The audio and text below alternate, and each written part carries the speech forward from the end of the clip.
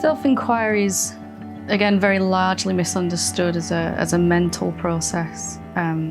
It's really important to kind of distinguish between thinking about yourself and actually looking. Self-enquiry is a very, very simple process of actually looking at what you are.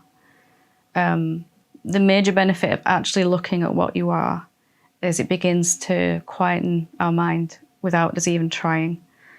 So we can't be paying attention to what we think we are and actually experiencing directly what we are at the same time. It's one or the other. So self-enquiry is a really good means of beginning to bring attention away from the head and towards the heart, or towards a direct experience of what we are. And it starts with a question. It starts with, what am I, or who am I?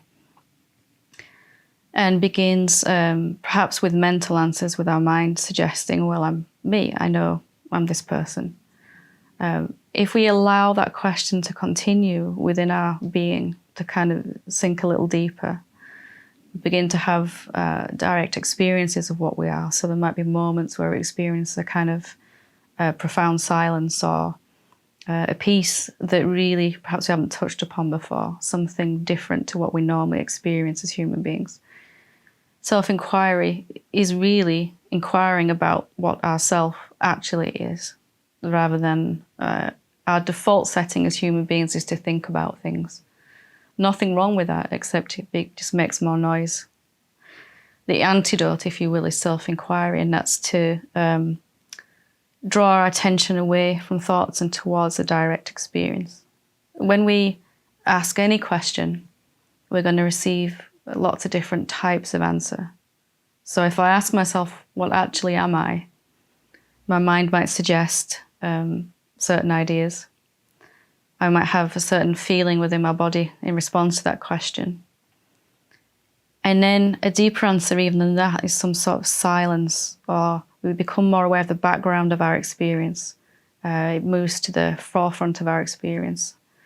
Self-enquiry is a way of opening ourselves up and beginning to allow in this natural state, which most of us have been conditioned to completely ignore in our everyday experience. Self-enquiry is really the most simple of practices, just asking a question and beginning to recognize all the answers that are coming from that question. Most of us stop at the mental answers that come. We can really have a look at that, and is there any deeper answers to my question? Are there any further answers? Are there any more answers? If you see that as human beings, we're trained to just look for the one answer. This is the right one. I've got an answer, that's it now. But self-enquiry can be a kind of meditation in itself, living with a question and experiencing all the ways that we're receiving answers about that question. It's quite a beautiful thing, really. Can you give us an example of that, like a question that might happen, a situation where that might happen? Situation where that might happen. Let's say there's a person that we're in a confrontation with. Most people have in their life someone that rubs them up the wrong way. A good way to use self-enquiry is you can even ask, who really is this person? Most of us have a mental picture. For example, if you and I got into an argument, I might have built up a picture of you being a very confrontational person, and somebody that I don't particularly like or I don't agree with. And so next time I meet you, I'm coming at you with this idea already here about what I'm going to experience. And of course, most times it goes that way. If instead I can quietly ask myself, who actually are you, really? Of course, noticing my mind will have many opinions about you in that moment. But inside, I can ask that question and allow some space for the answer. I might find that my experience with you goes very differently, because we will always experience what we are putting our attention upon. If I put my attention upon my thoughts about you, then I'm going to get a rerun of yesterday's experience.